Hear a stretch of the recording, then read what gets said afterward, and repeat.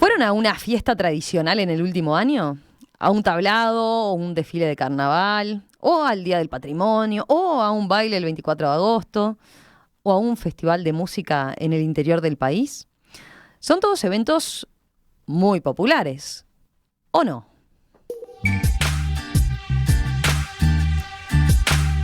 Cuando uno se pone a contar, las fiestas nacionales son muchas y muy variadas, pero ¿cómo cuantificar cuán populares son realmente? ¿Estamos hablando de algo que une de verdad a los uruguayos? ¿Y qué hay detrás de esas fiestas? ¿De dónde salen? ¿Cómo llegaron a tener la importancia que se les da? Por ahí va el libro Fiestas Orientales, que publicaron recientemente Ceres, el Centro de Estudios de la Realidad Económica y Social, y BMR, Productora Cultural. Un proyecto de gran calidad gráfica, con fotos de diversos eventos por todo el país, con textos que cubren la historia y la actualidad de esas fiestas y que con el agregado además de un estudio cuantitativo que busca ponerle datos certeros al tema y saber cuánta gente va, por ejemplo, al carnaval o a las ceremonias de Yemanjá. Vamos a charlar entonces con tres de los responsables de Fiestas Orientales. Por un lado, tenemos acá en estudio que nos acompaña Magdalena Perandones, comunicadora especializada en arte, cultura y patrimonio, colaboradora de la productora BMR, quien estuvo a cargo de la investigación histórica y de los textos. Magdalena, bienvenida, ¿cómo estás? Muchas gracias, todo bien. También nos acompaña a distancia Rafael Porsekansky, sociólogo, director de opinión pública y estudios sociales en Opción Consultores, que es responsable de la parte de investigación social de este proyecto. Rafael, ¿cómo estás? ¿Todo bien? Romina, buen día, ¿cómo estás? Muy bien, un gusto tenerte de vuelta por acá, Rafael. Lo mismo digo. Y otro amigo de la casa, Daniel Superviel, director de comunicación de Ceres, productor general y uno de los que tuvo la idea original de Fiestas Orientales. ¿Cómo andás, Daniel? ¿Qué tal? Un placer estar acá de vuelta. Bueno, a ver, vayamos a la idea. ¿Cómo surge esto? La idea para hacer este libro se dio luego de la Expo Democracia que hicieron en 2021 con Ceres, buscando otras ideas que de alguna manera unieran a los uruguayos, ¿no? Contanos un poco más de cómo es esa génesis. Bien, como ustedes sabrán, desde hace 4 años Ceres tiene la dirección de Ignacio Munjo y bueno, yo soy un poco su mano derecha en todo el tema de comunicación, posicionamiento, estrategia política y todo eso. Y bueno, había que reperfilar el Centro de Estudios, que es una fundación sin fines de lucro, que se dedica a investigar productos que tratan de ser de calidad para elevar la calidad del debate público en Uruguay y bueno, aportar insumos. Y para eso, bueno, había que hablar con todos los sectores y hicimos la Expo Democracia, 100.000 personas en la Plaza Independencia, nos la pidió la UNESCO, la Embajada de Estados Unidos, recorrimos varios lugares con lugares de Rivera, Florida, Rocha, Maldonado. Y una vez que cerramos ese trabajo, que fue muy enriquecedor, que llevó casi 1 año y medio, habíamos inaugurado en Estados Unidos, en el Salón de las Artes de Estados Unidos, y nos tomamos un tren para recorrer, me acuerdo que estábamos en Baltimore, en la estación de tren, diciendo, ¿y ahora qué hacemos? ¿No? Ya que habíamos logrado una suerte de reperfilamiento del centro y con enorme impacto y enorme aceptación por toda la opinión pública uruguaya.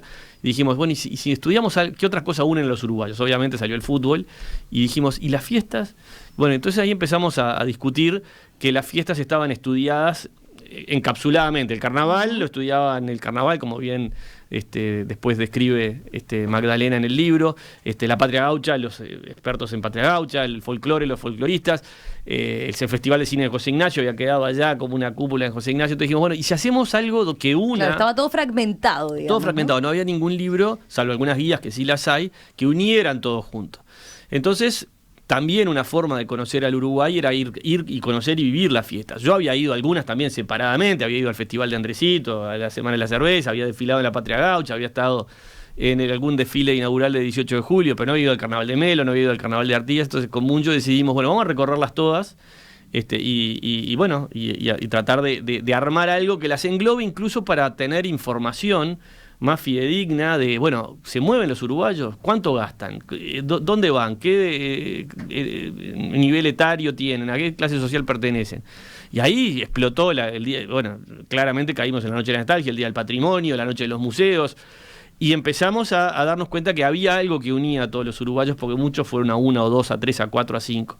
Y es ahí que nos asociamos con BMR, que tuvo el tino y la buena suerte de proponer a Magdalena Perandones como la investigadora de cada uno de esos eventos, que fue muy difícil llegar a las clasificaciones, de nuclearlas, cómo nucleamos, todo eso.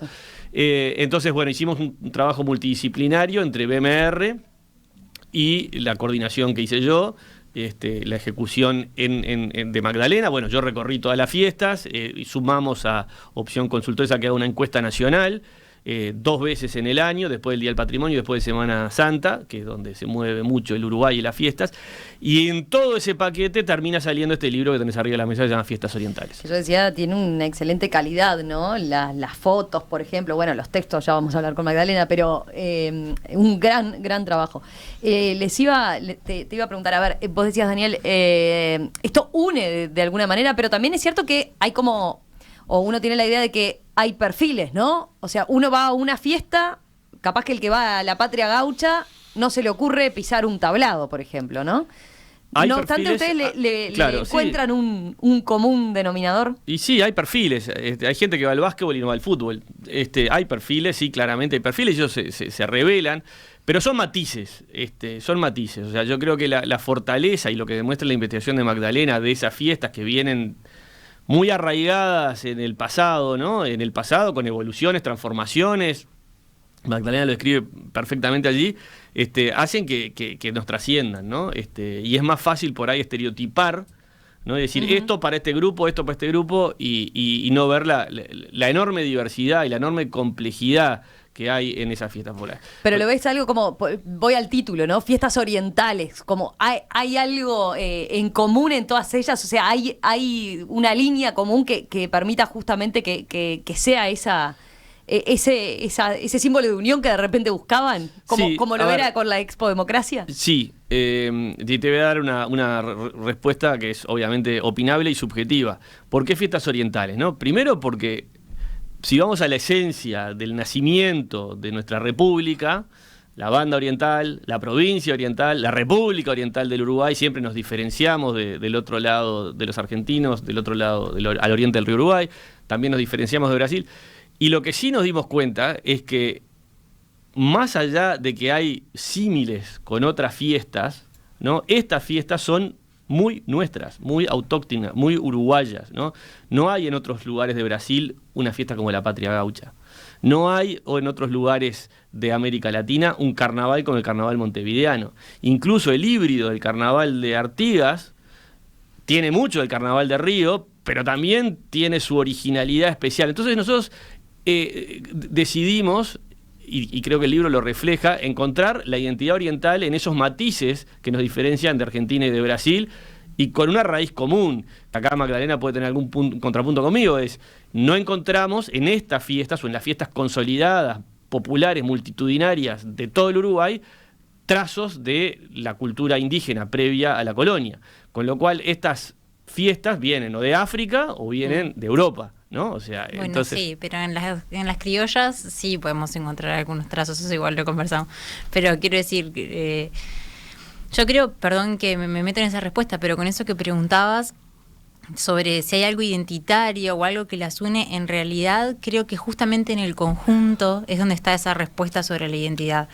Porque el conjunto es lo que te permite ver, bueno, es como que yo te diga, no sé, ¿qué tienen en común todos tus órganos? Que son todos tuyos, o sea, es un poco eso. Claro. En ese conjunto creo que es donde se ve como que decimos, claro, acá es donde están, todas estas cosas son parte del ser oriental.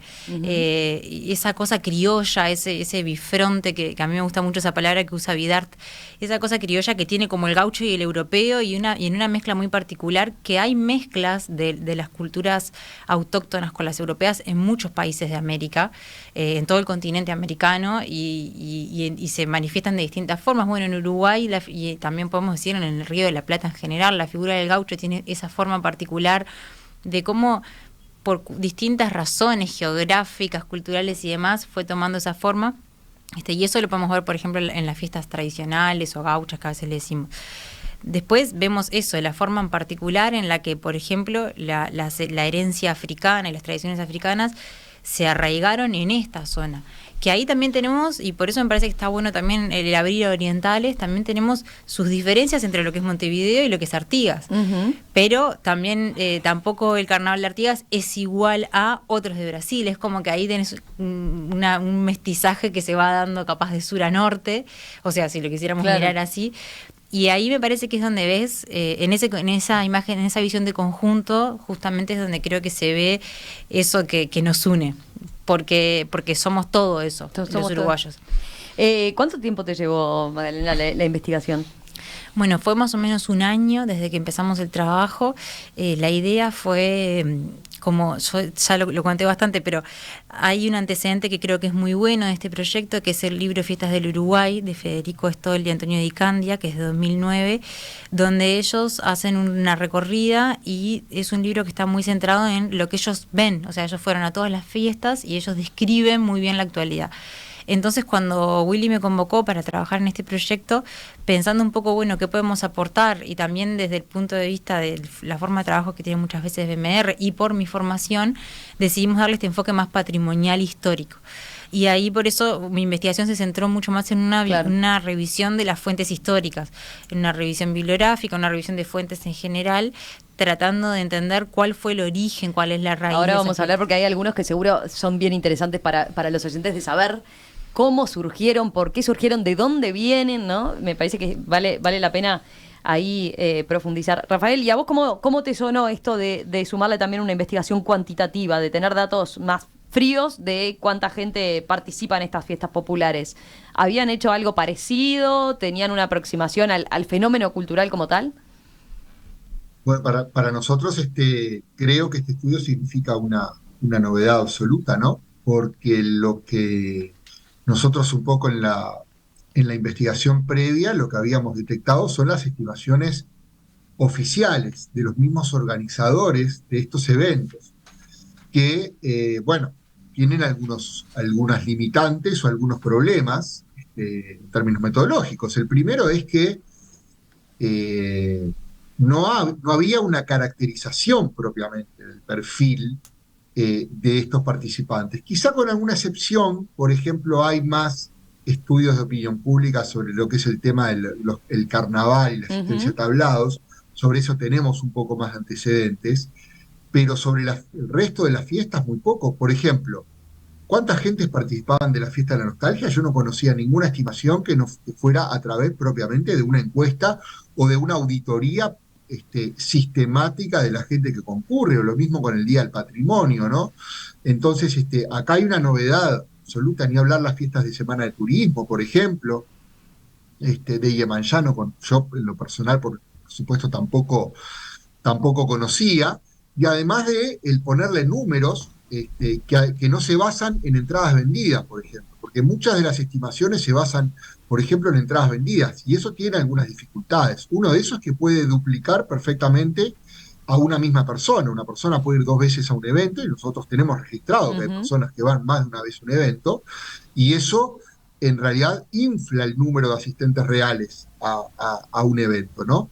Pero más allá del número, que por supuesto es importante, lo otro que es clave es la caracterización del perfil y de cómo se celebran estas fiestas, e incluyendo también una estimación de lo que esto es un aspecto central en los objetivos de CERES, ¿no? También en lo que es la estimación del impacto económico de las fiestas, ¿no?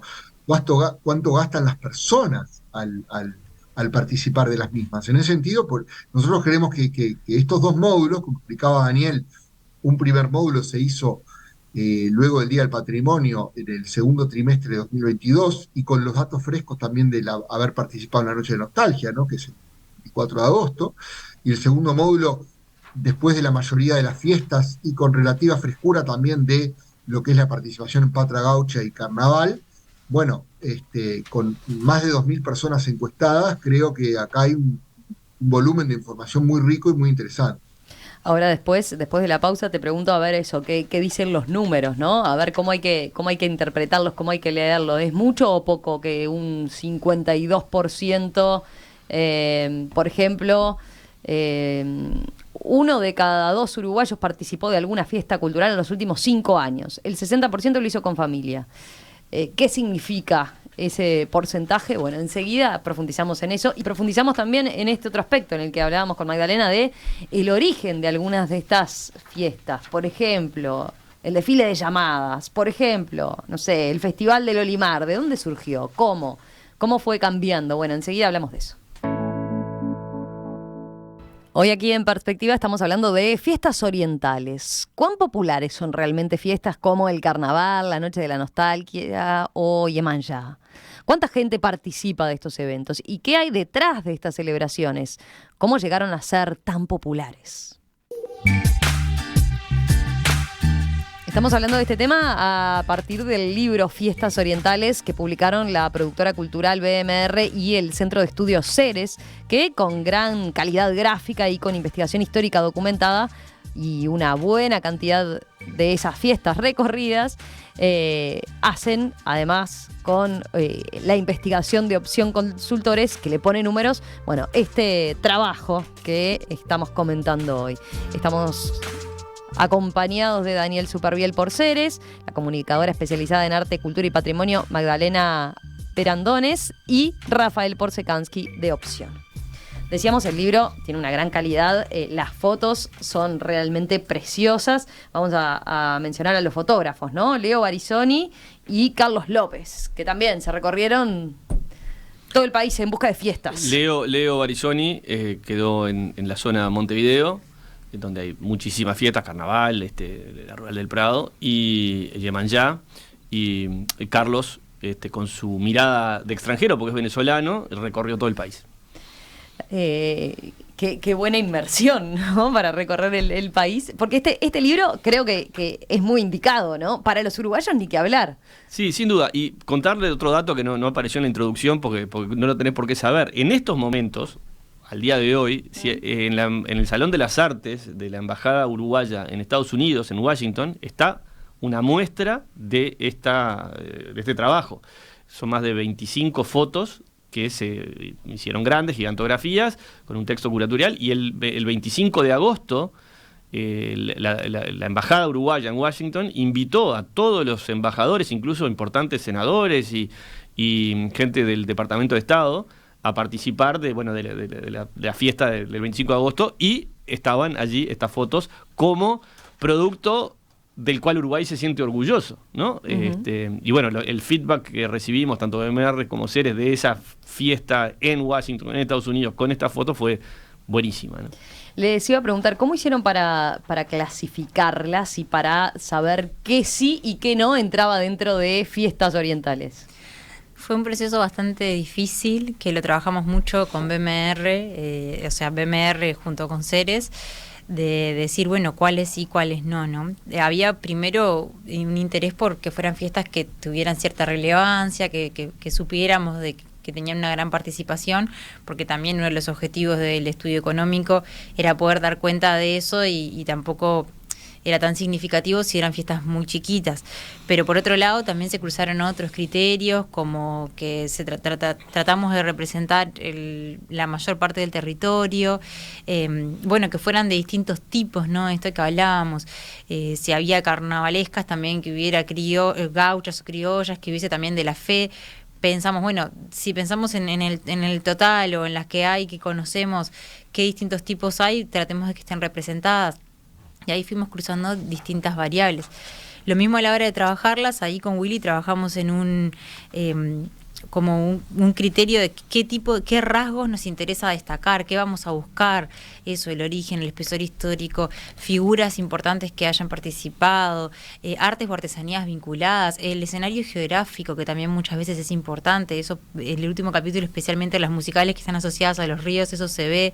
Entonces fuimos como cruzando una cantidad de información sobre cada una, que determinó esta selección que, como es esta, puede ser otra, ¿no? Uh-huh. Fue también, incluso hay una variable que es práctica, que tenía que ver con las encuestas, no sé si eso, Daniel, lo querés comentar, que es por la fecha en la que se iban a hacer las encuestas, también estaba bueno que tuvieran cierta cercanía por un tema de recordación para las respuestas que, bueno, también Rafael contará un poco mejor, pero yo que sé, hay unas preguntas, por ejemplo, ¿cuánto gastó usted? Capaz que si hace 8 meses que fui, no me acuerdo. Entonces, también por eso.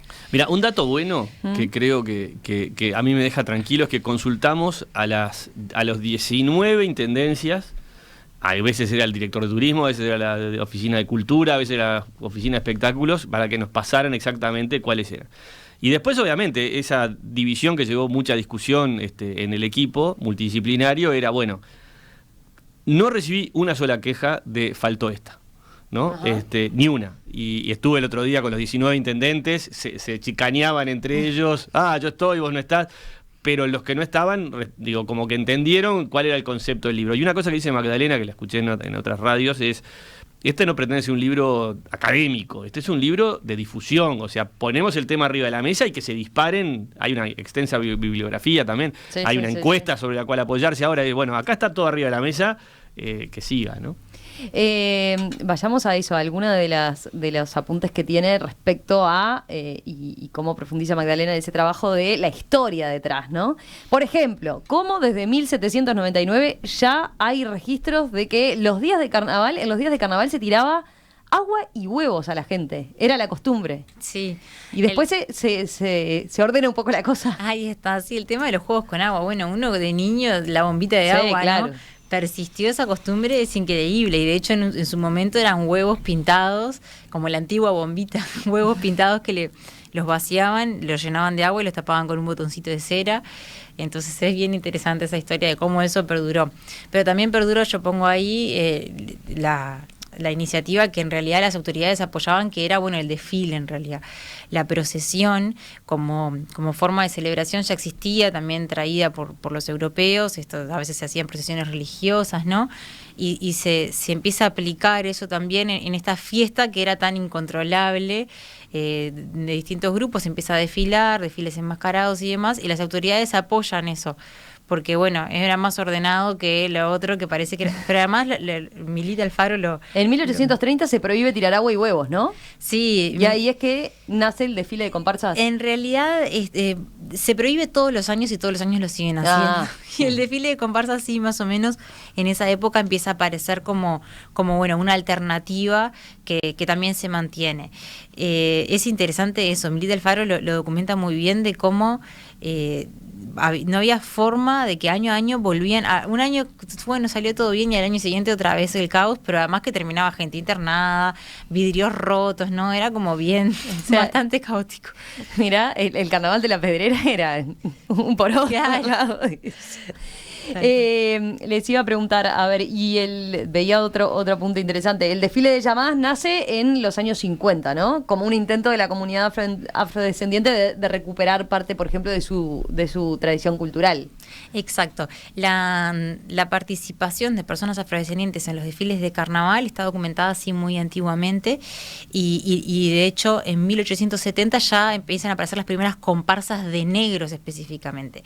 Pero el desfile de llamadas es una fiesta distinta en realidad, porque si bien ahí obviamente con esa participación se integran al carnaval algunas formas de celebrar, formas de danza, música y demás que sí traían los africanos, el desfile de llamadas parte de esta... como los restos de este candombe original, que justamente es la llamada, ¿no? La llamada entre los conventillos, la llamada entre los distintos grupos, esta manifestación de sus propias tradiciones, que en realidad la comunidad afrodescendiente trata de recuperar eso en la época que tú decías, como en una idea que tenían, que era como hacer las fiestas negras, algo más amplio, para tratar de recuperar otra cantidad de manifestaciones por fuera del carnaval. Pero al final, bueno, se mantiene, ellos piden ayuda, colaboración a la Intendencia y lo que termina surgiendo es esta fiesta, que bueno, que son los dos desfiles, ¿no? Que es específicamente el desfile de llamadas. Lo asociamos mucho al carnaval, obviamente, por la época, claro, y porque en el carnaval también vemos comparsas, pero está un poco desarraigado en el sentido de que, claro, el carnaval es una fiesta europea y esto resulta de una tradición africana. Bien, y bien interesante un aspecto ahí, lo acaba de mencionar Magdalena, que surgió de la investigación, que por ahí era obvio, pero una cosa es verlo escrito sobre papel o constatarlo, ¿no? bien uruguayo, bien oriental en ese sentido, ¿no? El enorme impacto que tiene el Estado apoyando las fiestas, ¿no? Para que logren tener la envergadura que tienen, ya sea la Intendencia, el Ministerio de Cultura, el Ministerio de Turismo, que están permanentemente empujando para que estas fiestas se conviertan en sellos identitarios de los lugares. O no lo es la Semana de la Cerveza de Paysandú, o sea, lo asociás con Paysandú, o el Carnaval de Artigas, ¿no? Lo asociás con Artigas. También, por ejemplo, como la Semana Criolla nace en tiempos en que se ponía en valor al gaucho, ¿no? Como símbolo nacional contra lo extranjero. Se buscaba como contraponer, ¿no? Sí, si bien surge, eso es bien llamativo, porque estamos hablando de una época vallista, ¿no? Y un gobierno que era como que tenía este perfil más cosmopolita, y si bien surge en la órbita de en ese momento de lo que sería la Intendencia de Montevideo, surge como un poco con ese perfil, surge como para mostrar al exterior como lo nuestro, ¿no? Estamos hablando de un contexto en el que están las famosas exposiciones nacionales y hay una cuestión de, bueno, qué es lo de cada uno. Pero enseguida, ellos, a los 2 o 3 años de que empiezan a organizar esta fiesta, ellos solicitan a la sociedad criolla de Elías Regules, que se había formado en unas décadas antes, apoyo para esto. Entonces también vemos que está como este diálogo entre ese perfil más cosmopolita y de mostrarse al exterior y todo, pero que también recurre a estos grupos que eran más de arraigados a la tradición y más identitarios en ese sentido. Exacto. De lo local. Para trabajar eso. Y sí, las sociedades criollas surgen con ese cometido, con el cometido de, bueno, de hecho tú lo lees en el caso de la Sociedad Criolla Elías Regules, cuando ellos relatan en una publicación que tienen sobre su origen y hablan de eso, como de, a veces hasta te llama un poco la atención la forma tan como rígida en la cual no, porque viene el extranjero y va a desdibujar nuestra identidad y hay que recuperarla. Hay una cosa que tienen en común las fiestas que a mí me parece que está bueno, que es el tema de que hay siempre una memoria y una proyección, ¿no? O sea, esa mirada hacia el pasado siempre está como proyectándose hacia el futuro para eso, por ejemplo, evitar una futura pérdida de determinada identidad y demás. Y eso creo que yo lo comento un poquito al principio, en los primeros capítulos, con el tema del patrimonio y en la memoria, que me parecía que estaba bueno comentarlo. Este origen clásico, ¿no? Del mito, de cómo están estos dos manantiales, el de la memoria y el del olvido, y uno te despierta hacia la vida eterna y el otro hacia al sueño, ¿no? A la muerte. O sea, olvidar es como morir y recordar es vivir para siempre. Entonces está esta idea en todas las fiestas, creo, porque todas las fiestas son rituales, todas las fiestas se repiten año a año con esta intención como de perdurar. Entonces, si bien recurren al pasado, sí que creo que tienen una proyección hacia el futuro que es bien interesante. Bien, perfecto. Rafael, vamos contigo con los números. A ver, decíamos, hicieron 2 encuestas telefónicas separadas, ¿no? ¿Algún otro punto importante de la ficha técnica, digamos? Sí, correcto. En el primer caso hicimos 800 encuestas y en el segundo caso sumamos más de 1000 encuestas. La primera tuvo como gran objetivo ver sobre todo el tema del Día del Patrimonio y en segundo lugar también algunas preguntas sobre la Noche de la Nostalgia. Y esa encuesta la hicimos en octubre de 2022. Y la segunda encuesta la hicimos en términos de telefonía celular y llegando a todo el país, básicamente, un poco con la misma metodología que realizamos las encuestas de tipo político y electoral.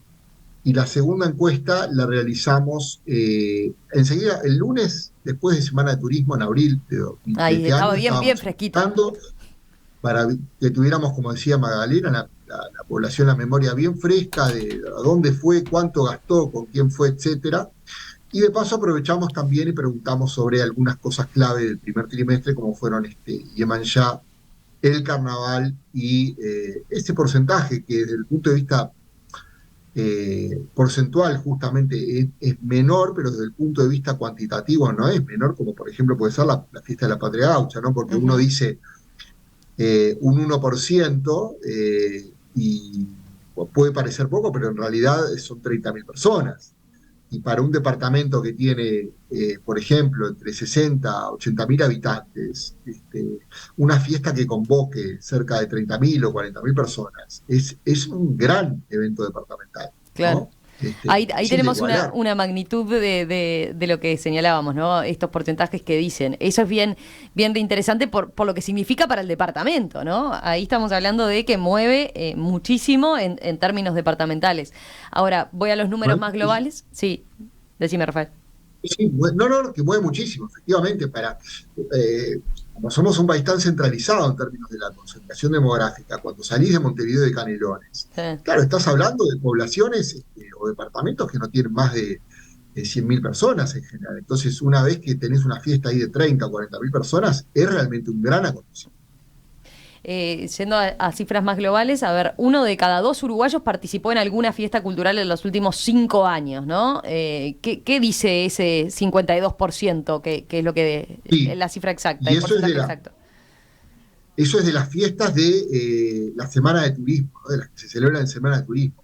Para nosotros es muchísimo ese dato, ¿no? Que 1 de cada 2 familias, 1 de cada 2 uruguayos participe en alguno de estos eventos, nos parece un porcentaje muy, muy alto. Acá lo que hay que aclarar es que no siempre significan traslados de un departamento al otro. Ujú. Muchas de estas celebraciones son actividades específicas celebradas durante el día. Por ejemplo, el evento más popular durante la semana de turismo son las criollas, particularmente la criolla celebrada en la Rural del Prado, en la criolla del Prado. Esa es la que tiene más convocatoria. Es un evento que sobre todo celebran los montevideanos y se hace en forma, como digo, como actividad diaria. Pero hay otras que sí, que requieren traslados, que requieren alojamientos y demás. Para nosotros es muy alto. Otro indicador que nos llama mucho la atención, que da cuenta un poco del simbolismo, ¿no? de estas fiestas y lo que significan para los uruguayos, son los niveles de satisfacción declarados, tanto, por ejemplo, con el Día del Patrimonio como con estas fiestas de la Semana de Turismo. Son muy altos porcentajes de personas que dicen, están por encima del 80, bueno, hasta el 90%, que dicen que están muy o bastante satisfechos con la experiencia de haber participado de estas celebraciones. O sea que disfrutamos, en general los uruguayos disfrutamos de ellas. Y un dato que el trabajo de Rafael lo deja por escrito, ¿no? Que después se constata. Por ejemplo, en el Carnaval de Artigas, que fue de las cosas que más me deslumbró, porque no la conocía probablemente, las calles aledañas a la avenida principal, creo que el Ecuador se llama, donde se celebra el desfile, está lleno de puestitos, cervezas, tortas fritas, choripanes, artesanías, colgajos, máscaras, etcétera. Entonces, la economía paralela informal que fluye paralelo a estos eventos son un impacto brutal para el departamento. Esos 3 días, la ciudad de Artigas, por ejemplo, vive y mucha gente hace el mes con esos 3 días que está trabajando. No solo eso, sino que la preparación, y esto lo documenta Magdalena muy bien, la preparación de esos disfraces con plumas, esos carros alegóricos, esos tríos eléctricos que van bailando, son unos monstruos que llevan meses construir.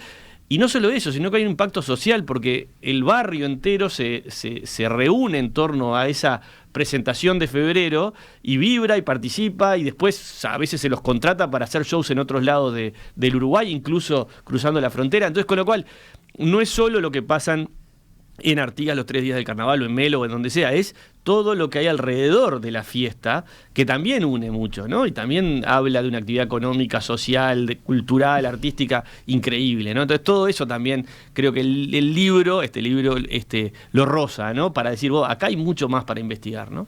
Acá veía un mensaje, por ejemplo, María Luisa dice, bueno, el carnaval, patrimonio, la fiesta del Cordero Pesado, habitualmente fui a muchas de esas. Dice, si bien no le atrae la visión economicista, dice que eso, lo que se describe es que la cultura da trabajo también, ¿no? Da trabajo, mueve, moviliza y mucho. Hay que hablar. Respecto a eso, de lo que tiene que ver con los gastos que se hacen, por ejemplo, en el Día del Patrimonio, ¿no? Ustedes lo miden en el Día del Patrimonio. Le llamó la atención, ¿no? Estaba mirando acá, repasando, en 2023, del Día del Patrimonio, el gasto medio incurrido por persona en actividades del Día del Patrimonio fue de 1.150 pesos uruguayos. Por persona. Por persona.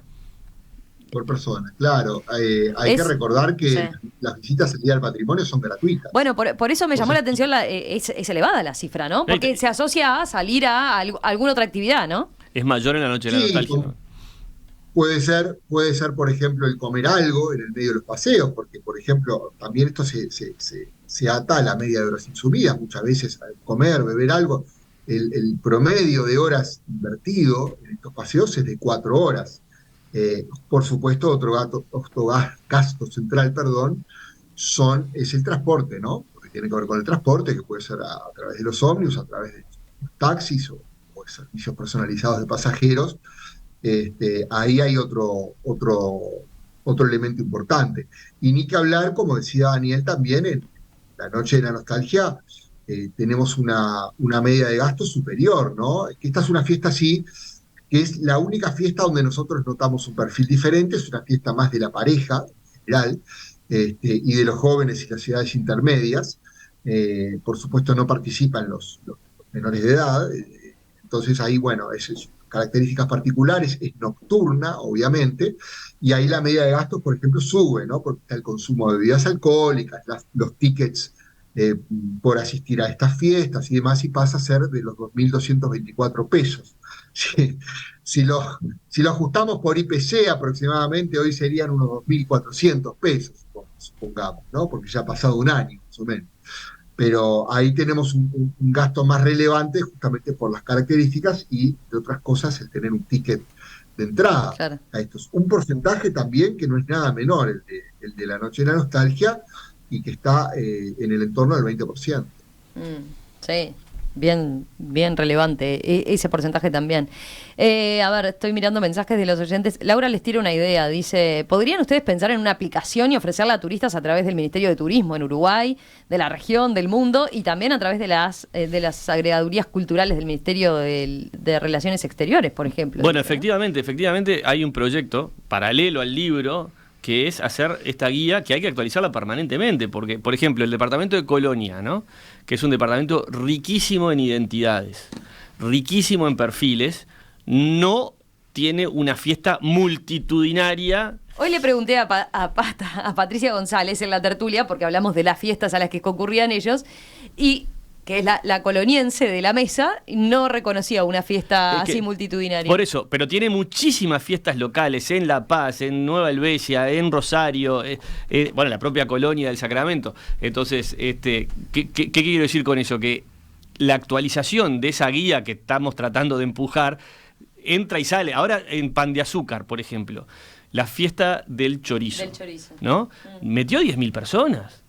La fiesta del chorizo en Pan de Azúcar. O sea, pero hace 5 años no existía. Entonces, sí, es de las nuevas. Es las muy nuevas. dinámico, muy interesante. Hay quien pregunta, ¿la fiesta de la primavera en Dolores La está? fiesta de la primavera tiene una característica muy particular por la forma de los desfiles con las bandas esas coreográficas. Tienen un nombre que se me fue el nombre ahora, que es muy llamativa también, la del chocolate en Nueva Helvecia. Y así Pero en todos los pagos. No están en el libro porque no entran dentro de categoría así como... En realidad la fiesta de la primavera Sí. era bien interesante porque ahí Willy Rey planteaba una categoría que podríamos decir nos quedó un poco afuera, que es la fiesta de la producción. Claro. ¿No? Relacionada, porque estas fiestas de la primavera están relacionadas también a esta idea de la fertilidad de la tierra y demás. Por cuestiones diversas quedó afuera, es una fiesta preciosa, yo la conozco porque mi familia paterna es de allá, y es una fiesta que es verdad que mueve mucho y en los últimos años también ha tenido como una gran difusión, Sí. pero bueno, que quedará para otros Para que quieran otro. embarcarse en esto. Y sí, lo que comentaba Daniel, existen guías, hay una guía de 2015 que es de varios ministerios, que es una guía que surge desde el gobierno, pero bueno, está este otro proyecto entre manos de... Hay otras iniciativas también que nosotros hemos estado mirando, que tratan como de generar esta recopilación, ¿no? Pero por algo está la demanda, ¿no? Es bien interesante, uno quiere saber, está bueno, y le hemos metido cabeza, pensado un poco de cómo armarlo, qué criterios, eso que dice Daniel es tal cual, es muy variable. Capaz que un año aparece una y al año siguiente desaparece, entonces... De hecho, nosotros en Colonia, ya que tocaste el tema de Colonia, íbamos a hacer, habíamos detectado con la inauguración del Real de San Carlos, había existido una fiesta grande, pero no se hizo este año, entonces no la pudimos cubrir porque directamente no se hizo. Y hablando con el intendente de Rocha, Alejo Umpierres, me dice, estás invitado el año que viene al Festival del Palmar de Castillo, que parece que fue un éxito rotundo hace pocos días. Así que bueno, eso va y viene. Y bueno, lo que queríamos, y no quiero cerrar, pero digo, o sea, que las fiestas orientales unieran todo eso y nos permitieran verlo como un conjunto. Y nada, si logramos que se empiecen a llamar fiestas orientales y que lo veamos como algo de unión nacional, más allá de los intereses políticos partidarios, creo que sería un logro. Para cerrar, sí, quería plantearte, Daniel, vos en la introducción decís que ves a estos eventos lejos del potencial que podrían tener, ¿no? Hay que ponerlos más en valor a estos eventos, pueden tener importancia turística, por ejemplo, mucho mayor a la que tienen. Tenemos que promocionarlos más, venderlos mejor. Sí, yo creo que tienen todo, tienen la esencia, tienen lo más importante, que es el ADN con raíces autóctonas, auténticas, donde hay compromiso de las comunidades para que salgan bien, compromisos de los gobiernos departamentales y nacionales de que funcionen bien. Y creo que es como una arcilla que se puede moldear mucho mejor y hacer un producto de exportación mucho más grande, obviamente capaz que mejorando algunos estándares de calidad, servicios, higiénicos, 4 o 5 cosas, pero si los logramos ver como potencial, por ejemplo, pensando en voz alta, armar un tour de las fiestas orientales, ¿no? O sea, un día acá, otro día allá, sobre todo, o sea, y empezar en Semana de Turismo, por ejemplo, se presta, es ideal para eso. Pero armarlo, ¿no? Tour, armarlo, ¿no? O sea, gente va, no sabe dónde quedarse, entonces como que dimensionarlos en otra frecuencia, tal vez podría ser muy beneficioso para el Uruguay en su conjunto y para las localidades donde se desarrollan. ¿Se la juegan con alguna fiesta favorita ustedes? A ver los tres. Qué difícil. No, yo creo que es muy difícil elegir una, son bien distintas. A ver, Daniel dice que sí. No, yo me la juego porque fue lo que más me impactó, porque no la conocía, del Festival de Artigas, ¿no? Me pareció que es algo que los uruguayos muy pocos uruguayos dimensionan lo que tenemos en el norte del Uruguay en esos días. Es realmente algo que me explotó la cabeza y lo viví con mucha diversión. Y otro que no tiene nada que ver, pero que también es algo muy sui generis, es el Festival de Cine de José Ignacio, ¿no? Con las sillitas playeras, el cine al aire libre, gratis, que se llena, se detona el balneario. O sea, te estoy hablando de dos extremos, el norte y el sur, ¿no? O sea, esas dos fueron las que más me impactaron, probablemente porque no las conocía. Rafael, ¿vos tenés alguna? Mira, yo solamente voy a hablar desde lo autobiográfico, porque no soy un habitual concurrente, con excepción quizás de varios paseos que sí he hecho en el Día del Patrimonio, que realmente los disfruto, pero tengo unos muy lindos recuerdos de una adolescencia donde acampé y estuve toda la semana de la cerveza, y la verdad que la pasé muy bien. Tengo muy buenos recuerdos de esa fiesta, que es una de las clásicos, ¿no? De las que elevamos. Curiosamente, después en Fiesta de Noche de la Nostalgia no he habituado, a pesar de que me gusta, por ejemplo, mucho la música de los 80, ¿no? Y soy de los hinchas de que las lentas deberían volver. Rafael Porcecanqui, Daniel Superviel, Magdalena Perandones, gracias, Muchas gracias. El libro está en todas las principales librerías. Perfecto. Ahí pueden acudir por él. Fiestas Orientales, esta producción de Ceres y la productora BMR. La verdad, felicitaciones porque de un excelente nivel, de una excelente calidad, y reúne un gran trabajo. Que pasen lindo. Muchas gracias. Gracias. Gracias, Rafael. Un abrazo grande. Abrazo.